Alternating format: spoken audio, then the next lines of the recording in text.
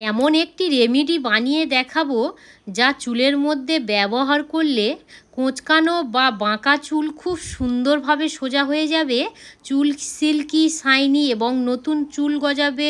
বন্ধুরা, Malavika kitchen with village ফুডে আপনাদের সবাইকে স্বাগত জানাই। আজ আমি আপনাদের সঙ্গে খুবই সুন্দর একটি ঘরোয়া রেমেডি বানিয়ে দেখাবো। দেখুন, অনেক বন্ধুদের চুলটা হচ্ছে কোঁচকানো। সব সময় আমাদের কোঁচকানো চুল ভালো লাগে না। কিছুদিনের জন্য যদি আমরা কোঁচকানো চুলকে সোজা স্ট্রেট চুল বানাতে চাই, সেই রেমেডিটাই বানাবো। আশা করছি আপনাদের খুব ভালো লাগবে। পাত্রের মধ্যে জল নিয়ে নেব আর জলের মধ্যে ঢেঁড়স দিয়ে দেব। এখানে আমি 10 থেকে 12 পিস ঢেঁড়স নিয়েছি। তো ঢেঁড়সগুলো ছোট ছোট করে কেটে নেব। এইভাবে ভালো করে ধুয়ে নিতে হবে। আর ঢেঁড়সের মধ্যে ভিটামিন এ থাকে, তো আমাদের চুলের জন্য ভীষণ উপকারী। যদি আপনাদের চুল কোঁচকানো বা কোমড়ানো যাই আর কি ওই রকমই হয়ে থাকলে, আপনারা কিন্তু যদি স্ট্রেট করতে চান, ঢেঁড়স আমাদের ভীষণ উপকারী।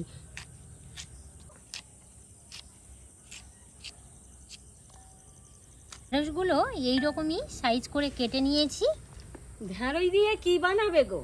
ঢেঁড়সের প্রচুর উপকারিতা দিদি, ভীষণ, বিশেষ করে আমাদের চুলের পক্ষে।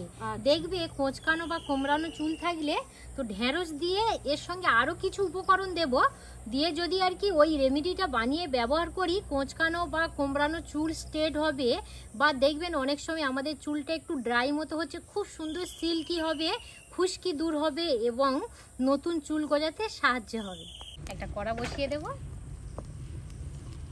গরম করার মধ্যে জল দিয়ে দেব। গরম জলের মধ্যে ঢেঁড়সের টুকরোগুলো দিয়ে দিব। চাপা দিয়ে 5 মিনিট লো টু মিডিয়াম আছে জাল করে নেব। চাপাটা খুলে নেব।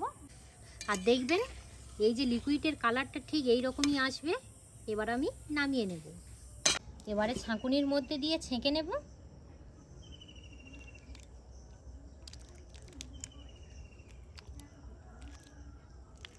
লিকুইডটা বার হয়েছে। এই লিকুইডটা ভীষণ উপকারী। আর ঢেঁড়সটা আমি শিলনোড়াতে একটু বেটে নেব। আপনারা কিন্তু এই কাজটা মিক্স জারের মধ্যেও দিয়ে করতে পারেন। এর মধ্যে দিয়ে দেব। এটা বেটে দেবো তো? হ্যাঁ, কারেন্টটা আর কি চলে গেছে বলে আমাদের অসুবিধা হলো, নাহলে মিক্স জারে দিলে একটু ভালোই হতো। কারেন্ট থাকলে হতো। হ্যাঁ,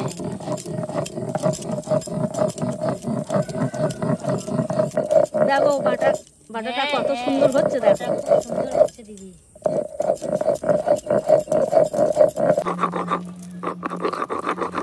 বলো, তুমি যে আর কি বেটেছো, এখন তো বাটা বাকি আছে। হ্যাঁ, তুমি এই ছাঁকুনির মধ্যে দিয়ে দাও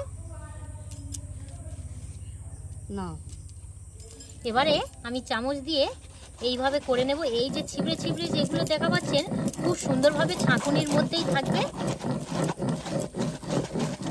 ছাঁকুনি দিয়ে এইরকমই আর কি একটা থপথপে লিকুইড বেরিয়েছে। এই দেখো, এই যে জলটা, এটা কিন্তু ঢেঁড়স সিদ্ধ করে যে জলটা আর কি হয়েছিল সেই জলটা। এখানে আমি কর্নফ্লাওয়ার নিয়েছি 2 চামচ। আমি কর্নফ্লাওয়ার দিয়ে দেব। আপনারা কিন্তু কর্নফ্লাওয়ারের পরিবর্তে চালের গুঁড়ো ব্যবহার করতে পারেন 1 চামচ। এবারে ভালো করে এইভাবে মিশিয়ে নেব। আমি আবারও বলছি, দুটো জিনিস আপনারা ব্যবহার করতে পারেন, কর্নফ্লাওয়ার না হলে চালের গুঁড়ো। এই দুটো জিনিস যে কোনো হাতের কাছে একটা থাকলেই হয়ে যাবে। কর্নফ্লাওয়ারটা দিয়ে ভালো করে গুলে নিয়েছি। এবার উনানের মধ্যে আরও একটি কড়া বসিয়ে দিয়েছি। কড়ার মধ্যে দিয়ে দেবো এই লিকুইডটা। আর কর্নফ্লাওয়ারটা যখনই গুলবেন, গরম অবস্থায় কিন্তু নয়, এই লিকুইডটা যখন ঠান্ডা হয়ে যাবে তারপরেই কর্নফ্লাওয়ারটা গুলবেন। যে ঢেঁড়সের যে লিকুইডটা আর কি বার করেছিলাম পেস্ট করে, সেটা দিয়ে দিলাম। এবারে সব কিছু উপকরণ ভালো করে এইভাবে মিশিয়ে নেব। ও 1 চামচ অ্যালোভেরার তেল। যদি আপনাদের কাছে অ্যালোভেরার তেল না থাকে তাহলে খাঁটি নারকেল তেলও দিয়ে দিতে পারেন। আর কিন্তু বেশিক্ষণ ফোটাবো না। আর যখনই উনানের মধ্যে দেব, উনানের আঁচটা একদম লো টু মিডিয়াম আছেই জাস্ট 1.5 থেকে 2 মিনিটের মতো জাল করে নিয়েছি। আর জাল দেব না। এবারে উনান থেকে নামিয়ে নেব। সম্পূর্ণ কিন্তু ঠান্ডা করে নিতে হবে। আমি প্রায় 10 থেকে 15 মিনিট রেখে দিয়েছিলাম, খুব সুন্দরভাবে ঠান্ডা হয়ে গিয়েছে। এবারে আপনারা কিভাবে ব্যবহার করবেন বলে দিই। হয়তো যেদিনকে আপনারা এই রেমেডিটা মাথায় মাখবেন তার আগের দিন মাথায় ভালো করে পরিষ্কার করে নেবেন, মানে শ্যাম্পু দিয়ে বা কন্ডিশনার দিয়ে পরিষ্কার করে নেবেন। তারপরের দিন এই রেমেডিটা মেখে আর কিন্তু এক্সট্রা করে আর শ্যাম্পু সামান কোনো দেওয়ার দরকার নেই।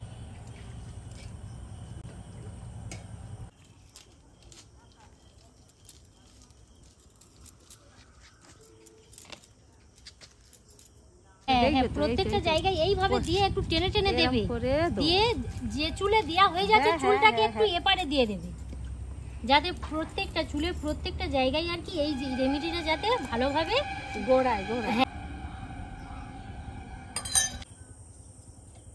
হ্যাঁ, অল্প করে চুলে নিয়ে নাও। হ্যাঁ, একদিকে দিয়ে দাও, দিয়ে দিলে প্রত্যেকটা চুলের মধ্যে মিশে যাবে। খুব সুন্দর কিন্তু মাখা হচ্ছে, দেখেছো? হ্যাঁ হ্যাঁ গদি, তুমি ভালো করেই দিচ্ছ। তেল তো পুরো গোড়ায় পড়ছে না গো। দিদি বলো, ভালো করে দিয়ে দাও। হ্যাঁ,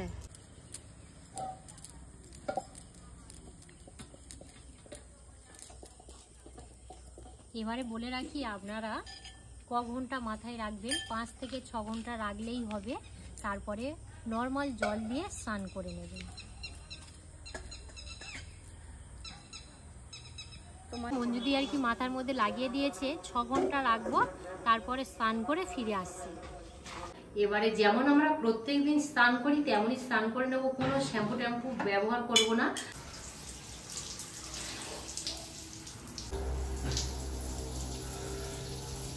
ভালো করে শুকিয়ে নিয়েছি, আর কত সুন্দর একদম পুরো সোজা হয়ে গিয়েছে। আপনারা দেখুন, খুব সুন্দর সিল্কি শাইনি। আর সত্যি বলছি, যদি আপনাদের মাথার মধ্যে খুশকি থাকে খুশকিও দূর হয়ে যাবে। এই দেখুন কত সুন্দর হয়েছে, শুধু দেখুন।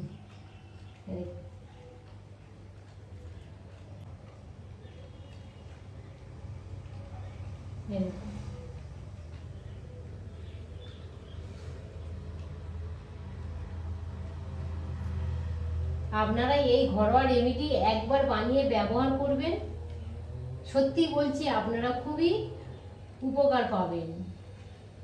আপনারা তো দেখে বুঝতে পারলেন যে চুলটা কত সুন্দর সিল্কি শাইনি, এত সুন্দর লাগে। সত্যি কথা বলছি, আপনারা এই ঘরোয়া রেমেডি একবার বানিয়ে ব্যবহার করবেন, তারপর আমাকে কমেন্ট করবেন। এত সুন্দর তুমি তেলটা বানালে, খুব সুন্দর হয়েছে। আর চুলটা কত সুন্দর হয়েছে, কত সুন্দর, মানে চুলটা খুব সুন্দর হয়েছে।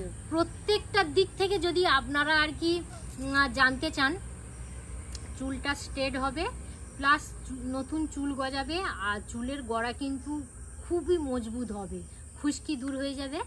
তো যাই হোক, আপনারা একবার বানিয়ে ব্যবহার করবেন। আর যদি এই ভিডিওটা আপনাদের ভালো লেগে থাকে, ইউটিউব থেকে দেখে থাকলে বেশি বেশি করে লাইক আর শেয়ার করে দেবেন। আর মালবিকা রান্নাঘর ফেসবুক পেজ থেকে দেখে থাকলে পেজটা ফলো করে সাথে থাকবেন।